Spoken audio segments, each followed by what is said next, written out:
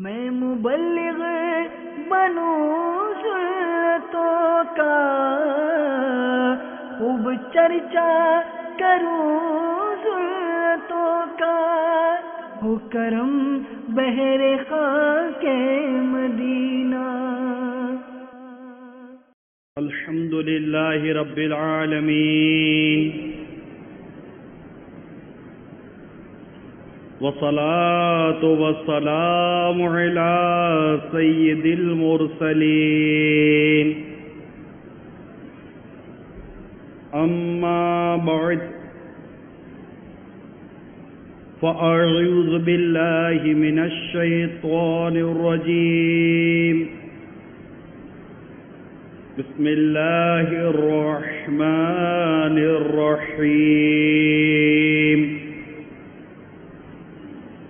الصلاة والسلام علیک یا رسول اللہ وعلی آلک وصحابک یا حبیب اللہ، الصلاة والسلام علیک یا نبی اللہ وعلی آلک وصحابک یا نور اللہ۔ سرکار مدینہ راحت قلب و سینہ صلی اللہ تعالی علیہ وآلہ وسلم کا فرمان عالی شان ہے، جس نے مجھ پر 10 مرتبہ درود پاک پڑھا، اللہ تعالی اس پر 100 رحمتیں نازل فرماتا ہے۔ صلو علی الحبیب صلی اللہ تعالی علی محمد۔ میٹھے میٹھے اور پیارے پیارے اسلامی بھائیوں، ہمارا یہ معاشرہ بہت ساری مشکلات اور پریشانیوں کا شکار ہے۔ اگر تمام ہی مشکلات، تمام پریشانیاں، تمام تکلیفوں کا بیان کیا جائے تو کسی ایک پر بھی کوئی سیر حاصل بیان نہیں ہو سکتا۔ اس سے اگر ہم جدا جدا کریں تو ان میں ایک ایسی پریشانی اور تکلیف کا بیان کروں گا جو اس وقت کم و بیش ہر ایک کی زبان پر یہ جاری ہے، اور وہ ہے تنگ دستی،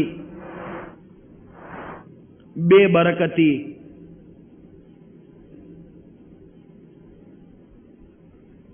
گھریلو اور مالی معاملات میں ایک کھچاؤ ہے، ایک بے برکتی کا رونا ہے، مفلسی ہے۔ اس طرح کی مطلب کہ یہ تقریباً ہم ہی معنی ہیں، ہر ایک کو اس سے ملتی جلتی چیزیں کا یہ شکار ہے آج کا یہ ہمارا مسلمان۔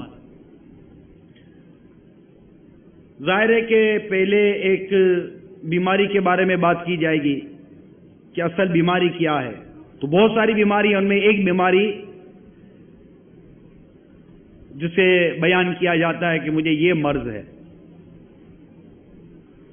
اس کے ساتھ ہی اس بیماری کی وجہ کیا ہے یہ معلوم کیا جائے گا، یہ مرض کیوں پیدا ہوا یہ معلوم کیا جائے گا، پھر اس کا علاج کیا، اور مزید یہ کہ اس علاج میں پرہیز کیا کیا کرنی پڑے گی۔ یہ چند چیزیں جب جمع ہوتی ہیں تو کسی مرض کا علاج اور کسی تکلیف کا سد باب ہو سکتا ہے، اور اس تک پہنچنا بہت ضروری ہے۔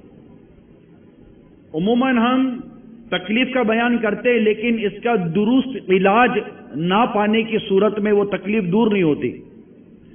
اور ہوتا کچھ یوں ہے جیسے ایک بچے کے ساتھ ہوتا ہے کہ بچہ جب روتا ہے اب وہ رو رہا تو ماں کو لگتا ہے کہ بچہ بھوک سے رو رہا ہے تو ماں اسے دودھ پلا دیتی ہے. جب دودھ پلاتی ہے ماں تو واقعتاً کچھ دیر کے لیے بچہ خاموش ہو جاتا ہے، لیکن کچھ دیر کے بعد پھر چیخنا شروع کر دیتا ہے، پھر رونا شروع کر دیتا ہے. تو اس وقت جو یہ بچہ رو رہا ہوتا ہے یہ اصل بھوک کی وجہ سے نہیں رو رہا ہوتا، اس وقت اس کے پیٹ میں درد ہو رہا ہوتا. جب بچے کے پیٹ میں بھی درد ہوگا تو بچہ تو روئے گا. اب ماں سمجھتی ہے کہ اس کا رونا صرف اور صرف بھوک کی وجہ سے ہے تو ماں نے اس کا علاج دودھ پلانے سے کر دیا، جبکہ اس وقت اس کا علاج دودھ پلانا نہ تھا، اس وقت تو اس کا علاج پیٹ صاف کرنا تھا. اگر اس کا پیٹ صاف ہو جاتا، کوئی ایسی دوائی اس کو ڈاکٹری مشورے سے دے دی جاتی تاکہ اس کا پیٹ کلیئر ہو جائے تو اس کا وہ درد دور ہو جاتا. لیکن اس علاج کے بجائے علاج وہ نہ کیا جو کرنا چاہیے تھا. کچھ دیر کے لیے بچہ خاموش ہو گیا اور ہم نے سمجھا علاج ہو گیا، دراصل علاج نہیں ہوتا، علاج کچھ اور ہی ہوتا ہے. تو اصل ہے مرض، پھر اس مرض کو واقعی مرض سمجھنا ہے.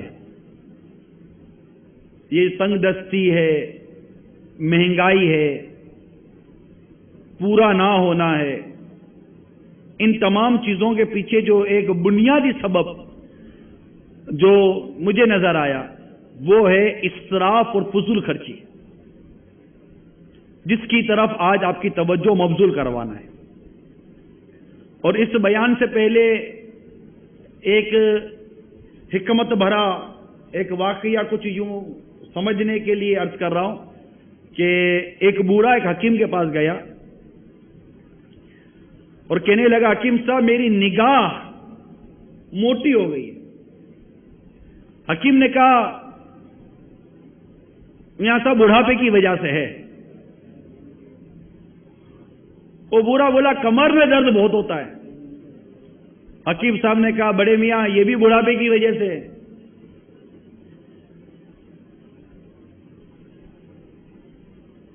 اب وہ بڑے میاں نے کہا کہ چلتا ہوں تو سانس بھی بھول جاتی ہے. تو حکیم صاحب نے کہا بڑے میاں یہ بھی بڑھاپے کی وجہ سے. پھر کہنے لگا حکیم صاحب حافظہ بھی بہت کمزور ہو گیا. تو حکیم صاحب نے کہا حضور یہ بھی بڑھاپے کی وجہ سے.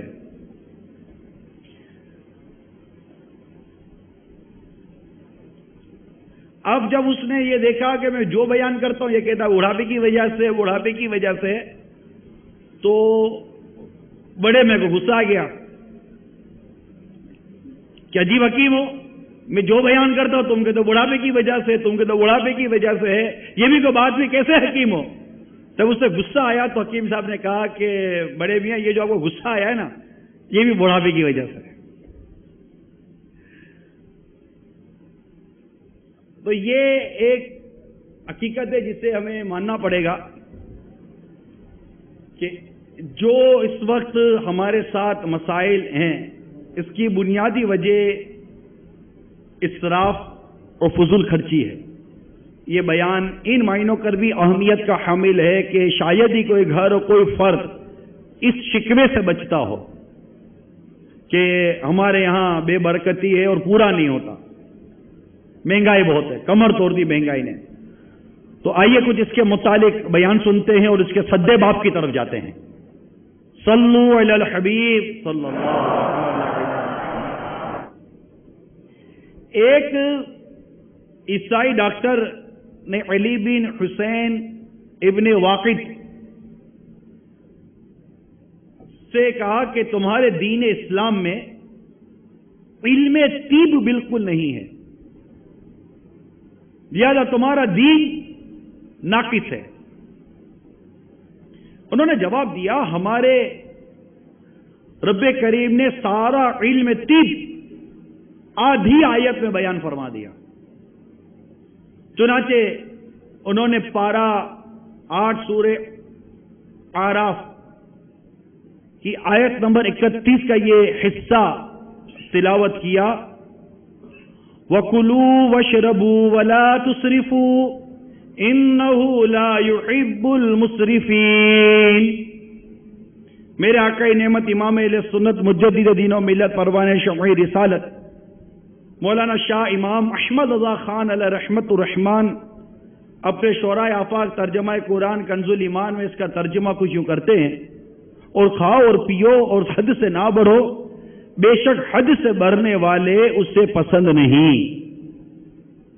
عیسائی بولا تمہارے نبی نے بھی علم طب کا ذکر کہیں کیا ہے؟ تو آپ نے فرمایا چند لفظوں میں سارا طب جمع ہو گیا، چنانچہ معدہ ساری بیماریوں کا گھر ہے اور پرہیز سارے علاجوں کا سر، بدن کے ہر حصے کو اس کا حق دو۔ جب انہوں نے یہ بیان کیا تو وہ عیسائی بولا کہ تمہاری کتاب یعنی قرآن اور تمہارے رسول صلی اللہ تعالی علیہ وسلم نے جعلی نسخ کے لیے طب کا کوئی مسئلہ نہیں چھوڑا، سب کچھ بیان فرما دیا۔ یعنی یہ دو باتیں تھیں، ایک قرآن پاک کا ایک ارشاد، اور کھاؤ اور پیو اور حد سے نہ بڑھو، ولا تسرفوا، اور حد سے نہ بڑھو، بے شک حد سے بڑھنے والے اسے پسند نہیں۔ چنانچہ جعلی نسخ کے متعلق اس نے کہا، تو جعلی نسخ کا حوالہ آپ بھی کئی دفعہ سنتے ہوں گے جعلی نسخ، تو میں جعلی نسخ کے بارے میں بھی عرض کر دوں۔ جعلی نسخ یہ اس کا اصلی نام لاڈیسن گیلن تھا یا گیلن تھا، اور یہ ہمارے آقا صلی اللہ تعالی علیہ وآلہ وسلم کی بعثت مبارکہ سے پہلے گزرا۔ تو جعلی نسخ 131 سنہ عیسوی میں پیدا ہوا، 201 سنہ عیسوی میں فوت ہوا۔ قدیم یونان کا نہایتی ماہر طبیب تھا اور فن طب میں تمام اطباء یونان کو اس نے پیچھے چھوڑ دیا۔ یونان کی طبابت شعراء آفاق ہے۔ یہ شخص اتنا ماہر طبیب مانا جاتا تھا کہ آج 1800 سال کے بعد بھی اس کا دنیا میں نام ہے۔ جعلی نسخ کا یہ تعارف جو میں نے ابھی بیان کیا، یہ فیضان سنت جو سو میرے سامنے ہے، میرے شیخ طریقت امیر سنت کی یہ شاہکار ہے۔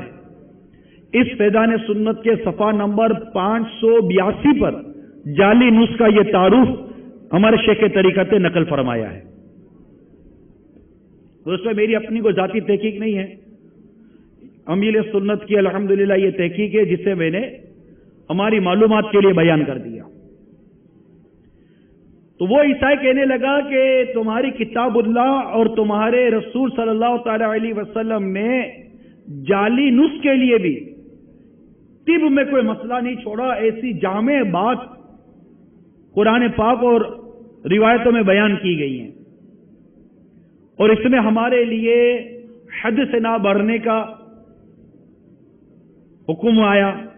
اس میں ہمیں یہ بات بیان کی گئی کہ حد سے نہ بڑھو، حد میں رہو، اسراف نہ کرو، فضول خرچی نہ کرو۔ حضرت ابن عباس رضی اللہ تعالی عنہما نے فرمایا اللہ تعالیٰ نے اس آیت میں کھانے اور پینے کو حلال فرما دیا ہے جب تک کہ فضول خرچ نہ ہو اور تکبر نہ ہو۔ اسی طرح پارہ 8 میں بھی کچھ اس طرح ارشاد ہوتا ہے، وَلَا تُسْرِفُوا إِنَّهُ لَا يُحِبُّ الْمُسْرِفِينَ۔ ترجمہ کنز الایمان، اور بے جا نہ خرچو، بے جا نہ خرچو، بے شک بے جا خرچنے والے اس سے پسند نہیں۔ یعنی ہمارے آقا اعلی حضرت امام اہل سنت مجدد دین و ملت فرمانے شمع رسالت مولانا شاہ امام محمد رضا خان علیہ رحمت الرحمان نے اپنے شعراء آفاق ترجمہ قرآن کنز الایمان میں اسراف کا ترجمہ ولا تسرفوا، اسراف کا ترجمہ بے جا خرچ کرنے سے فرمایا۔ حضرت سیدنا سفیان ثوری رحمت اللہ تعالی علیہ کا قول ہے کہ اللہ کی اطاعت کے سوا اور کام میں مال خرچ کیا جائے وہ قلیل بھی ہو تو اسراف ہے۔ یہ چند تعریفات اپنی ذہن میں بٹھا لیں، انشاءاللہ اسراف اور فضول خرچی کا جب مضمون سمجھ میں آ جائے گا تو اللہ نے چاہا تو اس پر عمل کرنے کی توفیق بھی مل جائے گی. اسی طرح جو مساجد کے متولی حضرات ہوتے ہیں، مساجد کی خدمات ہوتی ہے، مدارس کی خدمات ہوتی ہیں، وقف کے ادارے جن کے ذمے ہوتے ہیں، وہ سب ان باتوں پر توجہ کریں کہ کہیں ہم سے اسراف یا فضول خرچی تو نہیں ہو رہی. اور اللہ تعالیٰ کا یہ فرمان اپنی گرہ سے باندھ لے، انہ لا یحب المسرفین، بے شک بے جا خرچنے والے اسے پسند نہیں. یعنی اللہ تعالیٰ اسراف کرنے والوں کو، فضول خرچ کرنے والوں کو اللہ تعالیٰ پسند نہیں فرماتا.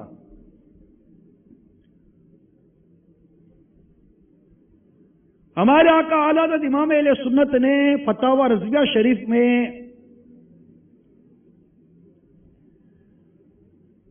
اسراف کی جس تفسیر کو باقی رکھا، جس وضاحت کو باقی رکھا، وہ یہ ہے غیر حق میں صرف کرنا.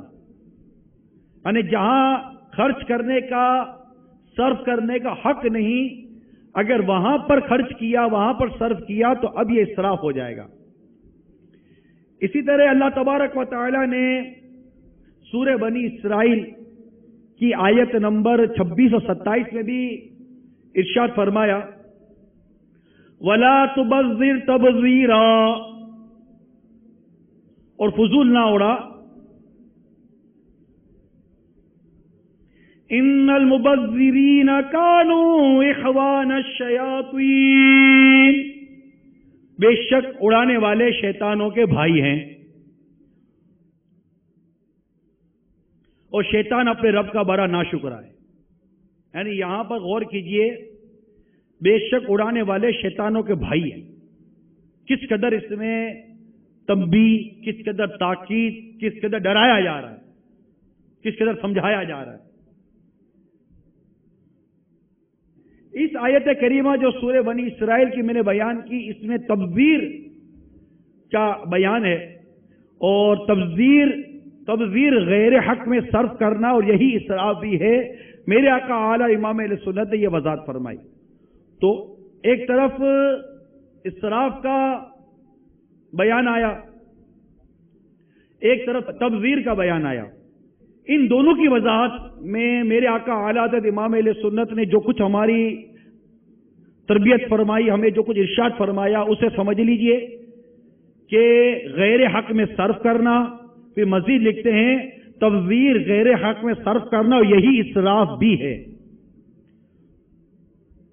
مفتی احمد یار خان نعیمی رحمت اللہ تعالی علیہ نے تفسیر نعیمی جلد 8 صفحہ نمبر 390 پر فرماتے ہیں، اسراف کی بہت تفسیریں ہیں.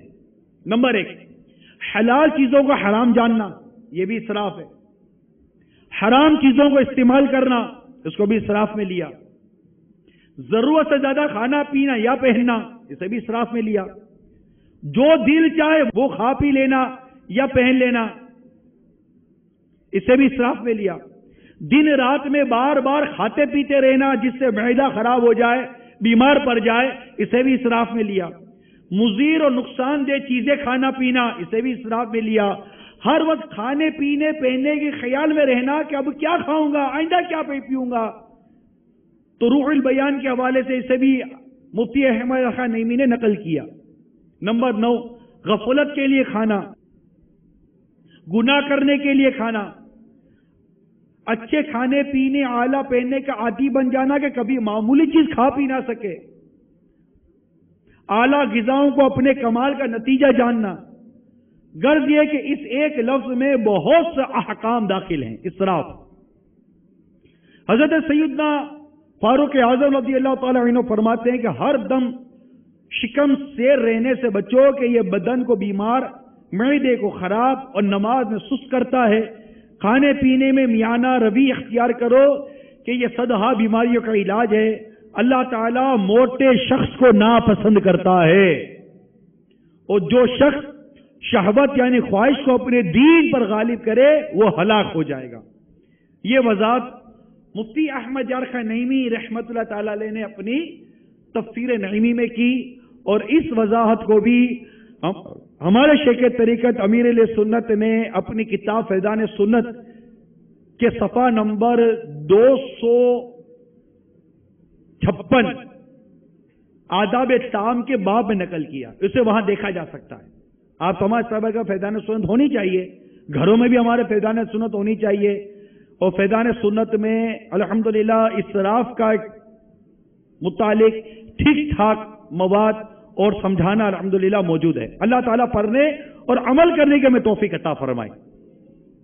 صلو علی الحبیب۔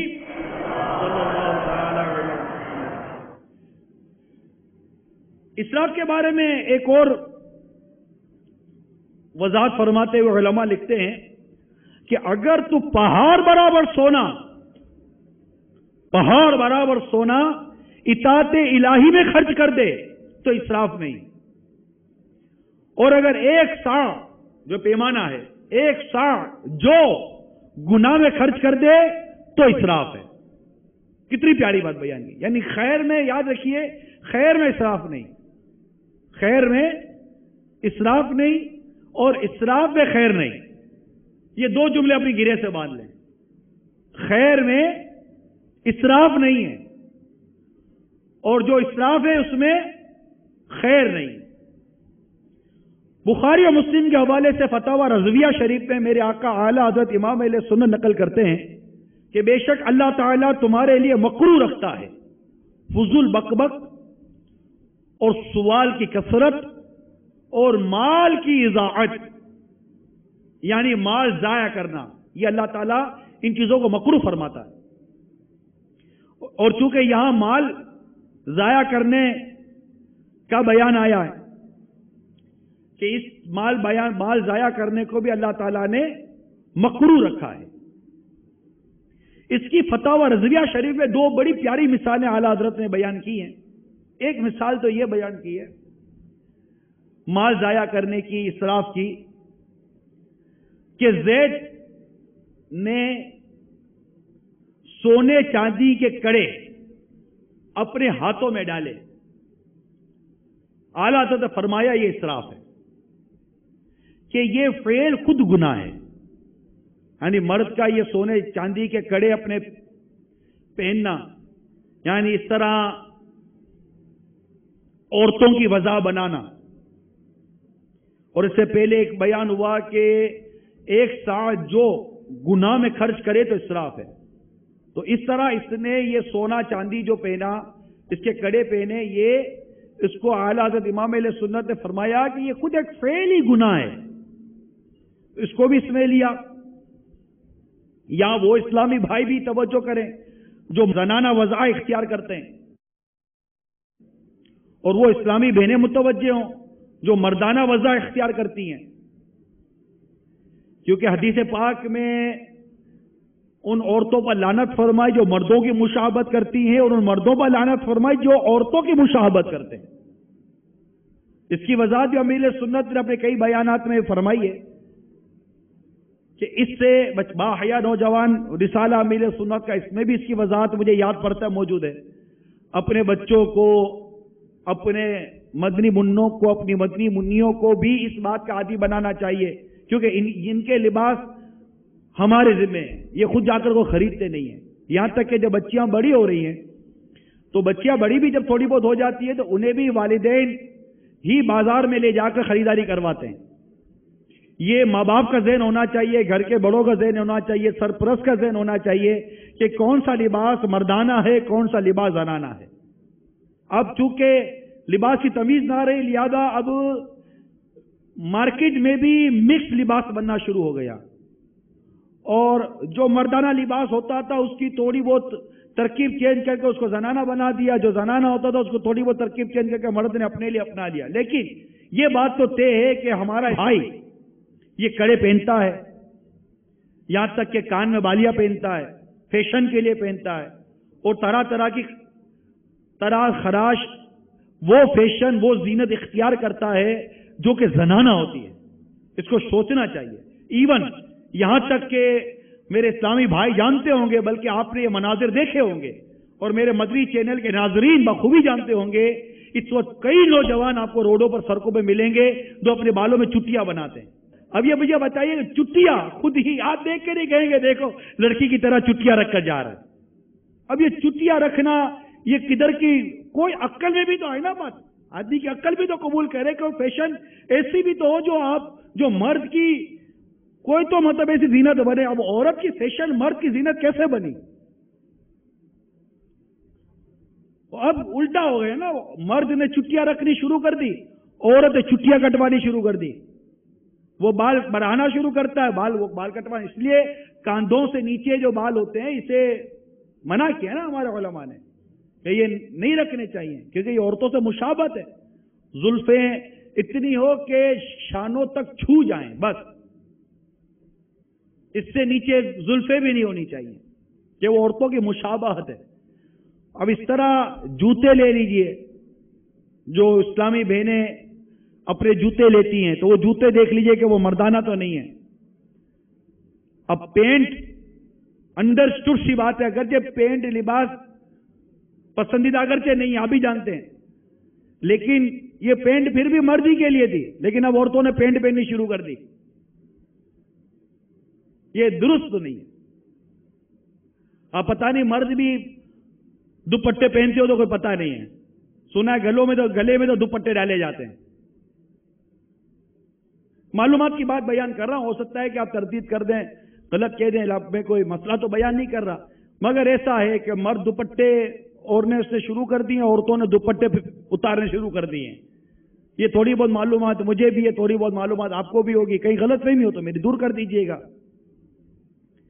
تو اب یہ مردانہ وضع اختیار کرنا عورتوں نے اختیار کر لیا، عورتوں کی وضع اختیار کرنا مردوں نے اختیار کر لیا، یہ دونوں ایک دوسرے کی مشابہت کر کے پتہ نہیں کون سا فخریہ کام کرتے ہیں، کون سا کوئی ایسا کام کرتے ہیں. یہ شرم والے کام ہے، برے کام ہے، نہیں کرنے چاہیے. مرد ہے اس کو مرد رہنا چاہیے، عورت ہے اس کو عورت رہنا چاہیے. مرد کا لباس الگ ہے، عورت کا لباس الگ ہے، مرد کی وضاقت الگ ہے، مرد کا دکھنا الگ ہے، مرد کا تشخص الگ ہے، عورت کا تشخص الگ ہے. اب جہاں مرد اور عورت نے ایک دوسرے میں اختلاط کر لیا تو ایک دوسرے کے طریقے کو بھی لگتا ہے کہ اختلاط کر لیا کہ ٹھیک ہے ہم دونوں ہوتے بھی ساتھ ہیں، تو میرا طریقہ اختیار کرو، میں تمہارا طریقہ اختیار کروں گا. یہ احمقانہ باتیں، درست نہیں ہے. یہ ہمارا اسلامی طرز عمل نہیں ہے. اسلام تو بہت خوبصورت اور بہت پیارا دین ہے، اس سے تو بڑی پیاری تفریق کو بڑا پیارا مطلب کہ یہ فرق رکھا ہے کہ یہ مرد کے لیے یہ ہے، عورت کے لیے یہ ہے، مرد کے کام یہ ہے، عورت کے کام یہ ہے. اللہ تعالیٰ عمل کی توفیق عطا فرمائے. البتہ چونکہ میرا موضوع یہ نہیں ہے، اس پہ زیادہ میں بیان نہیں کرتا. تو یہ ایک مثال تھی. دوسری مثال اعلیٰ حضرت نے یوں پیش کی کہ سونے چاندی کے کڑے اس سے دریا میں پھینک دیے کسی نے، تو اس سے بھی اسراف فرمایا کہ یہ مال ضائع کرنا ہے، اور اس کی ممانعت پر حدیث پاک میں یہ مضامین موجود ہیں کہ یہ مال ضائع کرنا ہے. یعنی کوئی کہ یہ میرا مال ہے اور میں اپنا مال اٹھا کے ضائع کر دوں تو اس کی بھی اس کو اجازت نہیں ہے. اب مال ضائع کرنے کی یہ خصلت بد اس قدر ہمارے اندر رچ بس گئی ہے، مال ضائع کرنا، مال برباد کرنا، بے درکاری اتنی ہمارے اندر بڑھ گئی کہ اس پر ایک بہت ہی مفصل بیان کی حاجت ہے، جو اس وقت صرف ایک بیان کی ایک نشست کے اندر اس کا پورا احاطہ نہیں ہو سکتا. البتہ چند باتیں سمجھنے کے لیے بیان کرنے کی کوشش کرتا ہوں کہ ضائع کرنا ایک چیز برباد کر دینا، چاہے وہ مال ہو، خواہ وہ وقت ہو، خواہ وہ ہماری سانسیں، یہاں تک کہ پانی ہم ضائع کرتے ہیں. جی ہاں، پانی ضائع کرتے ہیں. آپ کہیں گے پانی کے تو ضائع ہوتا ہے. سرکار صلی اللہ تعالی علیہ وآلہ وسلم خود ارشاد فرماتے ہیں کہ بد لوگ ہیں، فتاوی رضیہ کے حاشیے میں یہ روایت نقل ہے کہ بد لوگ ہیں جو پانی بہانے میں اسراف کرتے ہیں. اور ایک اور روایت میں ارشاد ہے کہ وضو میں بھی اسراف ہے، ہر شے میں، یعنی وضو میں بھی پانی ضائع ہوتا ہے اور یوں گھروں میں بھی پانی ضائع ہوتا ہے. جو گھروں میں مدنی چینل دیکھ رہے ہیں، آپ ایک بار تھوڑی سی توجہ کریں، یا میرے اسلامی بھائی جو ہیں، اگر آپ کو برتن دھونے کا کبھی موقع ملا ہو تو ایک برتن دھونے کے لیے کتنا پانی ضائع ہوتا ہے. پانی کھول دیا اور وہ برتن دھل رہا ہے، برتن سے پانی بہ رہا ہے، کچھ نہیں. حالانکہ کسی ایک بڑے برتن میں پانی ڈال کر اس کے اندر وہ اس کی چکناٹ یا میل صاف کرنے کا جو بھی مطلب کیا سامان آتا ہے وہ ڈال کر برتن دھوئے جا سکتے ہیں، لیکن بے دردی کے ساتھ نلکا کھولا جاتا ہے اور اس کو بے دھڑک اس میں پانی برباد کیا جاتا ہے. تھوڑے سے پانی میں برتن دھوئے جا سکتے تھے. کپڑے جو دھوتے ہیں گھروں میں، جو کپڑے دھونے کا نظام ہے، واشنگ مشین کے اندر نلکا کھول دیا اور وہ واشنگ مشین باتھ روم میں رکھا ہوا ہے، پانی بہ رہا ہے، پرواہ نہیں ہے.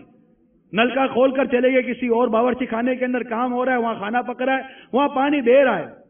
برتن رکھ دیا جس کے اندر کپڑے ڈوبے ہوئے ہیں، بالٹی رکھ دی جس کے اندر کپڑے ڈوبے ہوئے ہیں، اور اوپر سے نلکا کھول دیا، وہ پانی بہ رہا ہے. کوئی شرعی حاجت نہیں ہے پانی کے بہنے کی، پانی بہ رہا ہے. اور جناب یہ کھانا پکانا اور دیگر 2-4 کام، یا ٹیلی فون آ گئے تو ٹیلی فون پہ لگ گئے، تو وہاں تو مال بھی برباد ہو رہا ہے یا وقت بھی برباد ہو رہا ہے. بربادی. اب وہ پانی ضائع. اور اب یہ تو گھر کی بات کر رہا ہوں. اب وہ لوگ، وہ اسلامی بھائی، وہ افراد جن کے ذمہ اوقاف کے وقف کے مال ہیں، کوئی جامعہ کا محتمیم ہے، کوئی جامعہ کا ناظم ہے، کوئی مسجد کا خادم ہے، کوئی مسجد کا ذمہ دار ہے. اب مسجد کا وضو خانہ استعمال ہو رہا ہے، مسجد کا پانی استعمال ہو رہا ہے، یا مسجد کی بجلی استعمال ہو رہی ہے، یا جامعہ کا پانی استعمال ہو رہا ہے، یا مدرسے کا پانی استعمال ہو رہا ہے. کتنا پانی استعمال کرنا ہے؟ وضو کے لیے کتنا استعمال کرنا ہے؟ مسجد کو پوچھا لگانے کے لیے کتنا پانی اور کیسا پانی استعمال کرنا ہے؟ جامعہ کے، مدرسے کے برتن دھونے کے لیے، کھانا پکانے کے لیے کتنا پانی استعمال کرنا ہے؟ کیا ان چیزوں کے بارے میں کبھی ہم غور کرتے ہیں؟ پانی میں بھی اسراف ہے نا، پانی بھی ضائع ہوتا ہے، وضو میں بھی پانی ضائع ہوتا ہے. اور وضو کے لیے ہم نے نلکا، ہمارے یہاں تو عجیب و غریب عجیب رواج ہے. کوئی بولنے والا نہیں، اگر کوئی بولنے والا ہے تو لگتا ہے سمجھنے والا کوئی نہیں. کہ جناب وہ محترم نمازی صاحب وضو خانے پر آ کر بیٹھے ہیں، نلکا کھولا پہلے، پھر آستینیں چڑھائی، پھر جناب اگر ٹوپی پہنتے ہیں تو ٹوپی اتار کے رکھی، ساتھ کو بیٹھے تو اس سے باتیں بھی ہو رہی ہیں، پھر وہ ہاتھ دھویا، باتیں ہو رہی ہیں، پھر وہ کلی کی، پانی بہ رہا ہے، ناک میں پانی چڑھایا، پانی بہ رہا ہے. بھائی کیا کر رہے ہیں آپ؟ میری بات کو اب آپ سنیں، سمجھیں اور تصور کریں اگر آپ سے یہ کام ہوا ہے تو کیا وضو خانے پر بیٹھے نلکا کھولنے کی کیا ضرورت تھی؟ یعنی گھر میں جو پانی ضائع ہوتا ہے یہ بھی غلط ہے. نہ غیر حق میں صرف کرنا یہ اسراف ہے. کیوں کھولا آپ نے پانی گھر کا؟ لیکن جب وقف کا مال آئے گا تو چندے کا اور وقف کا مال، اس کے احکام تبدیل ہو جاتے ہیں، سخت ہو جاتے ہیں. یہاں تو اور احتیاط کرنی ہے. آپ وضو خانے پر بیٹھے دعا پڑھ لیں، بسم اللہ شریف پڑھ لیں، جو پڑھنا وضو سے پہلے کے معمولات پڑھ لیں. اس کے بعد جب ہاتھ دھونا ہے تو ہلکا سا نلکا کھولیں، ہاتھ دھوئیں، پھر نلکا بند کر دیں. ناک میں منہ کلی کرنی ہے، ایک چلو میں پانی لیں. اس کے لیے پورا چلو بھرنے کی بھی حاجت نہیں ہوتی. وضو میں اسراف کے مدنی پھول یہ امیل سنت نے اپنی نماز کے احکام جو کتاب ہے اس میں نقل کیے ہیں. میں آپ کو اس کا صفحہ نمبر بھی بتا دیتا ہوں. احمد رضا کے 7 حروف کی نسبت سے اعلی حضرت کی طرف سے اسراف سے بچنے کی 7 تدابیر یہ امیر اہل سنت نے ہمیں نقل کر کے دی ہیں، جو کہ فتاوی رضویہ سے آپ نے لی ہیں. یہ نماز کے احکام میں وضو کا طریقہ ہے، وضو کے طریقے کے اندر یہ موجود ہے. اور عملی طریقہ اگر سمجھنا ہے تو امیر سنت کے وضو کے طریقے کی 20 سیڑھیاں حاصل کر لیجئے. تو وضو کا پتہ چلے گا کہ وضو کرتے وقت ہم کس قدر پانی ضائع کرتے ہیں. آپ یقین مانیں اب سر کا مسح کرنا ہے، چاہے وہ اسلامی بہن کرے یا اسلامی بھائی کرے، کوئی بھی کرتا ہے، سر کا مسح کرنا ہے. اب سر کا مسح کرنا ہے تو آپ نے تھوڑا سا پانی لینا ہے تازہ، نل کا بند کر دیں اور سر کا مسح کریں جو طریقہ کار ہے. اب میں پورا وضو کا طریقہ تو سکھا نہیں سکتا یہاں، اس کے لیے امیل سنت کی VCD ملاحظہ کیجیے. لیکن میں نے چند موٹی باتیں. اب ناک میں پانی چڑھانا ہے، ناک میں پانی چڑھانے کے لیے آپ نے چلو بھرا. مجھے بتا چلو کا کتنا پانی گرا؟ یہ پانی کس کھاتے میں گیا؟ کبھی غور تو کریں کہ، اور اس روایت پر غور کریں کہ بد لوگ ہیں جو پانی بہانے میں اسراف کرتے ہیں. روایت ہے یہ، بد لوگ ہیں، برے لوگ ہیں وہ جو پانی بہانے میں اسراف کرتے ہیں. ناک میں پانی چڑھانے کے لیے آدھا چلو بھی بہت ہوتا، آدھا چلو بھی ناک میں نرم بات سے پانی چڑھانا ہے، لیکن بہ رہا ہے پانی، پرواہ نہیں ہے. یہی پانی اگر آپ پیسے سے خریدتے تو بالکل پانی نہیں، آپ نے منرل واٹر لے لیا، کوئی خرید کر پانی لے لیا، منرل واٹر کیا بولوں، خرید کر آپ نے پانی لے لیا. اب ایک بوتل کے اندر آپ کوشش کریں گے میرا وضو ہو جائے، پھر 25-30 روپے 40 روپے کی بوتل کون لے گا؟ دیکھیے میں صرف چوٹ کے لیے سمجھانے کے لیے بیان کر رہا ہوں، کیونکہ یہ پانی نلکے کے ذریعے ہمیں بظاہر مفت مل رہا ہے، اس لیے اس کے ضائع ہونے کا ہمیں کوئی احساس نہیں ہے، اور اگر یہی پانی خرید کر لیا جائے تو پھر پتہ چلتا ہے کہ اس پانی کی قدر کتنی ہے۔ اسی طرح آپ کا بچہ بیسن پہ جا کر ہاتھ دھو رہا ہے، آپ کبھی غور کیا اپنے بچے کا ہاتھ دھونے کا منظر؟ بچہ گیا نلکا کھولا اور وہ نلکے سے پانی بہ رہا ہے، بچے کو آپ نے کہا بیٹا صابن سے ہاتھ دھونا چاہیے، اب بچہ بول رہا ابا جان نے کہا صابن سے ہاتھ دھونا چاہیے، بچہ نلکا کھول کر صابن ہاتھ پہ رگڑ رہا ہے۔ والد صاحب یہ بھی کہہ دیجئے کہ بیٹا صابن سے ہاتھ دھونا چاہیے مگر نلکے سے پانی بھی نہیں بہنا چاہیے۔ بچہ اتنی تو آپ کی سمجھ رہا ہے نا کہ صابن سے ہاتھ دھونا چاہیے، کہ صابن اٹھا رہا ہے صابن سے ہاتھ دھو رہا ہے۔ اب اس کو یہ بھی سمجھا دے کہ بیٹا پانی یوں نہیں بہنا چاہیے، بچپن سے تربیت ہوگی تو بڑا ہو کر اس کا لحاظ بھی رکھے گا۔ پھر وہی صابن اٹھا کر وہ پانی کے اندر ڈال دے گا، وہ جو پانی میں جو صابن گیا تو مجھے بتائیے یہ صابن ضائع ہوا نہ ہوا یا نہیں ہوا؟ پھر ہم کہتے بچتا نہیں ہے، کہاں سے بچے گا؟ اتنا پانی بہ رہا ہے، ٹینک خالی ہو رہا ہے، دوبارہ موٹر چلائیں گے، دوبارہ پانی چڑھائیں گے، یہ موٹر کا بل نہیں آئے گا؟ پھر آپ کہتے ہیں بجلی کا بل زیادہ ہے، بجلی کا بھی زیادہ، پانی زیادہ استعمال کر رہے ہیں آپ۔ پانی بذات خود اس کا واٹر اینڈ ایوریج کا جو ٹیکس آتا ہے وہ اگرچہ بہت معمولی صحیح مگر آتا ہے، مگر جو پانی ہمیں آ رہا ہے اگر وہ پانی کی کوئی بظاہر کی قیمت نہ صحیح، لیکن پانی آنا تو موٹر کے ذریعے ہے نا، وہ موٹر چلتی ہے بجلی کے ذریعے، پھر بجلی کا بل زیادہ آتا ہے، موٹر تو بجلی تو کھینچتی ہے، پھر کہتے پورا نہیں ہوتا جناب بل اتنا زیادہ آ گیا، بل زیادہ آ گیا، یونٹ چیک کر لیجئے، ہم ہی نے بجلی ضائع کی، ہم ہی نے بجلی استعمال کی ہے، پھر کہتے پورا نہیں ہوتا۔ اس طرح کی کئی فضولیات اور ان میں کئی اسراف اور کئی بے احتیاطیاں شامل ہیں جن کی میں نے صرف چند مثالیں پیش کی۔ کھانا پکانے میں پانی کا استعمال بہت زیادہ ہوتا ہے، ضائع کرتے، پانی گرا دیتے، پانی پھینک دیتے ہیں۔ اسی طرح استنجا خانے سے فارغ ہوئے، باتھ روم سے فارغ ہوئے، لوٹے کا پانی ہے اس کو بھی بعض اوقات ضائع کر دیا جاتا ہے، اس کا بھی استعمال، ہر چیز کا استعمال ہے۔ اگر ذہن بنا ہوا ہوگا کہ میں نے ہر چیز کو استعمال کرنا ہے، ضائع نہیں کرنا۔ امیر اہل سنت اللہ تعالیٰ کی ان پہ کروڑ رحمتیں ہوں، صابن چھوٹا سا رہ جاتا ہے نا اس کو پھینکتے نہیں ہیں، دوسرے صابن کے اوپر چپکا دیتے ہیں، صابن پر صابن چپکا کر بھی، صابن کی موٹی تہ بنا کر بھی صابن کو استعمال کرتے ہیں۔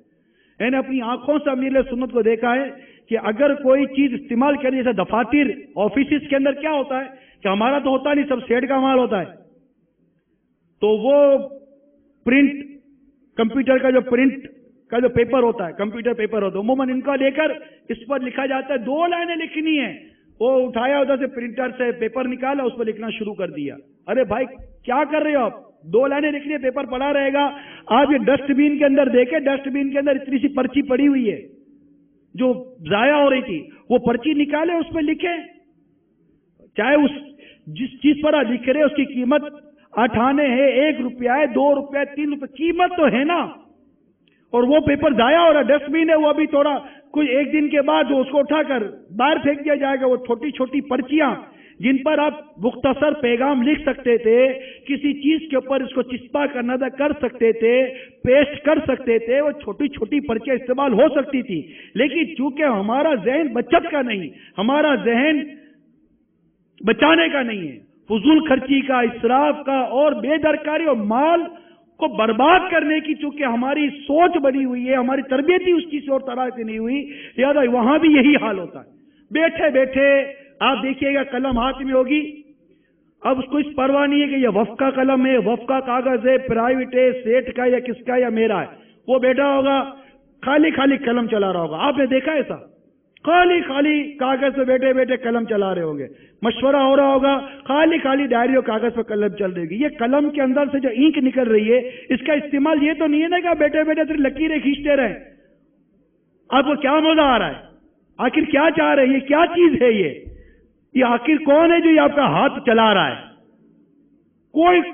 کوئی مصرف نہیں ہے اس کا، صرف اور صرف کاغذ برباد ہو رہا ہے، وہ جگہ برباد ہو رہی ہے، اور وہ قلم سے نکلی ہوئی اینک برباد ہو رہی ہے۔ اور اگر یہ وقف کا مال ہے جواب کون دے گا؟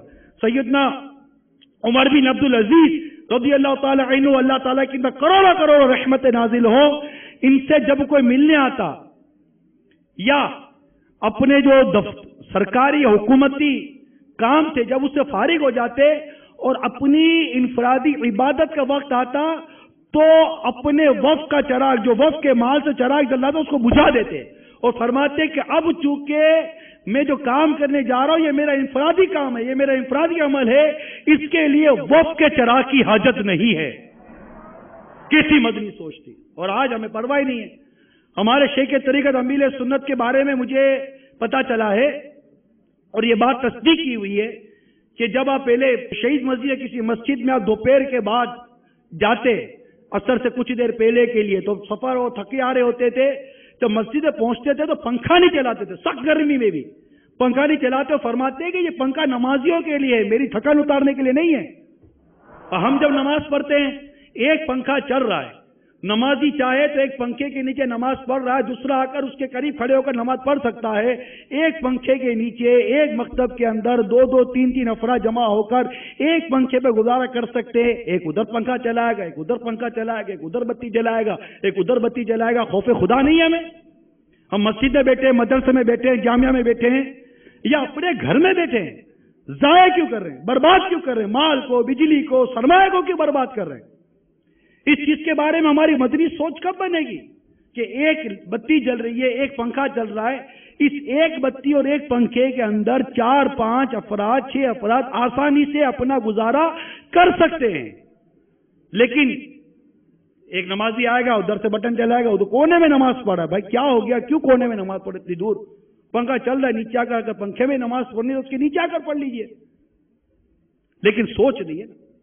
میں کوشش کر رہا ہوں یہ مدنی پھول جو امیر اہل سنت کی بارگاہ سے وقتاً وقتاً آتے رہتے ہیں اسے اپنے انداز سے بیان کرنے کی اللہ تعالیٰ میں عمل کی توفیق عطا فرمائے. میں مبلغ بنوں سنتوں کا خوب چرچا کروں سنتوں کا، ہو کرم بہر خاک